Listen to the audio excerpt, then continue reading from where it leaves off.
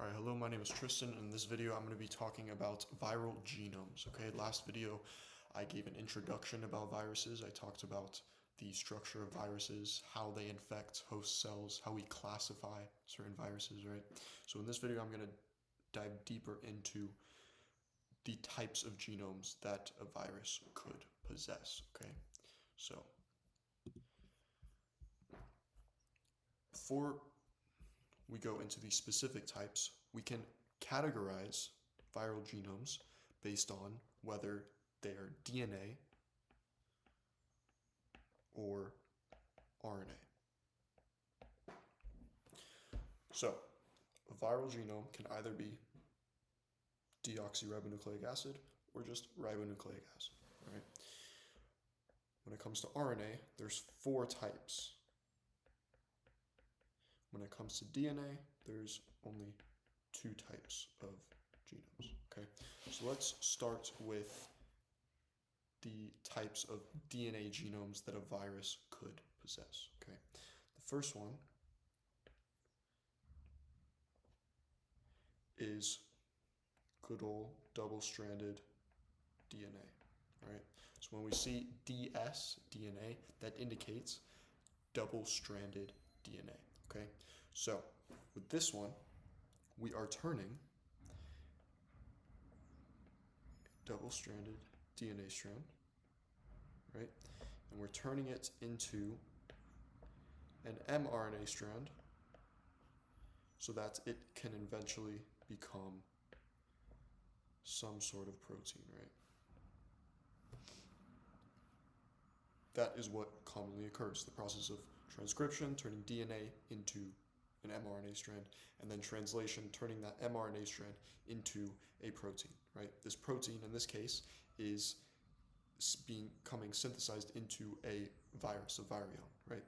So that is how we take a double-stranded viral genome into a synthesized protein that represents the virion, okay? So that's double-stranded DNA. The second type of viral genome is, believe it or not, single-stranded DNA, okay? So prior to learning about viruses, I had no idea there was single-stranded DNA. I always assumed DNA is double-stranded, RNA is single-stranded. After this video, you will learn that this is not always the case, right? So we have single-stranded DNA. This one's interesting. So we have our single-stranded DNA, and we turn it into double-stranded DNA. So we have that single-stranded DNA, we turn it into a double-stranded DNA, and then we undergo that process of transcription, turning that double-stranded DNA into an mRNA strand, and finally turning that mRNA strand into a synthesized protein, right? So those are the 2 types of DNA viral genomes, okay? Let us move on to RNA. So I'm going to move this.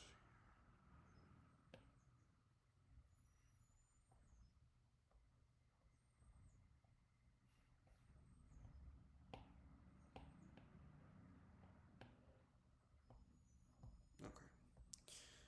So with RNA,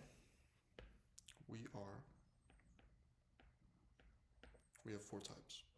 So the first type I'm going to talk about is single-stranded RNA, okay?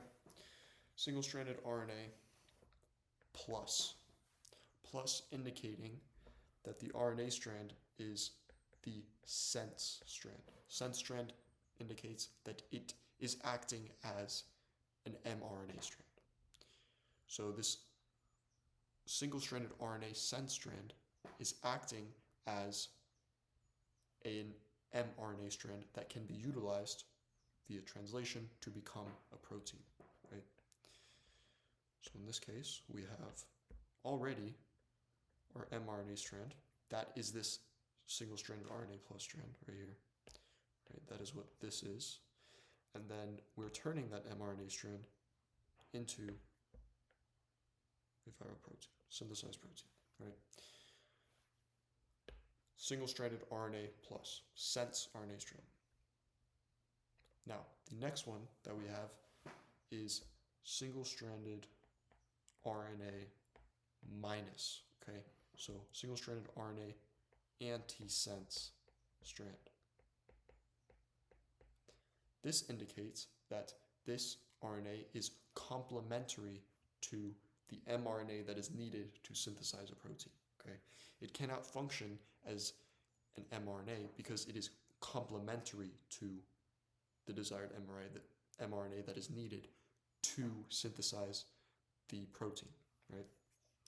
So in this case, we have our antisense strand, and we need to turn this antisense strand into readable mRNA. How do we do this? How do we do this process of turning an antisense strand into a readable form of mRNA so that it can become a viral protein? Right? What is this process? What conducts this process? This process utilizes a certain enzyme, and these enzymes are known as RNA-dependent RNA polymerases.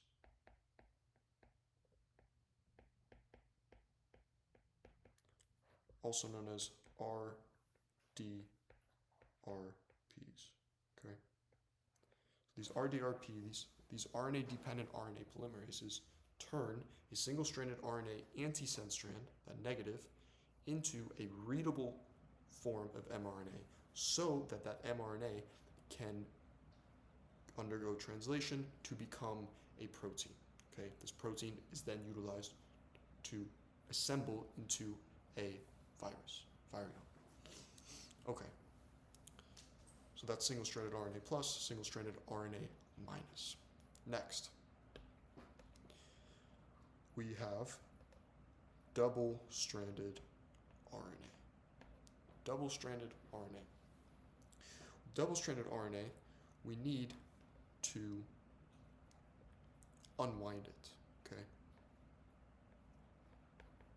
We need to unwind this double-stranded piece so that we can take advantage of that usable piece of mRNA that is present in that double-stranded RNA and undergo translation to create a protein, right?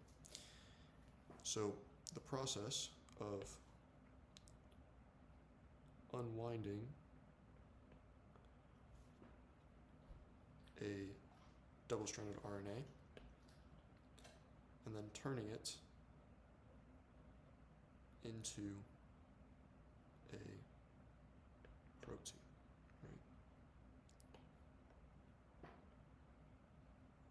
right? Okay, so this involves unwinding it, separating the sense strand, which is the strand that is analogous to an mRNA strand, and then undergoing translation to create this protein here. Okay? The last type of RNA viral genome is called a retrovirus. Now, retroviruses are interesting in that their genome functions sort of as an mRNA strand. But instead of immediately turning that mRNA strand into a protein, we take that mRNA strand and we convert it to DNA via the process of reverse transcription.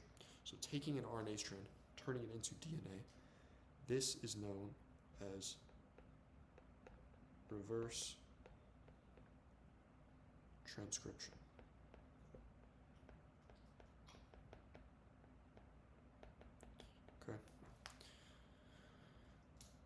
So that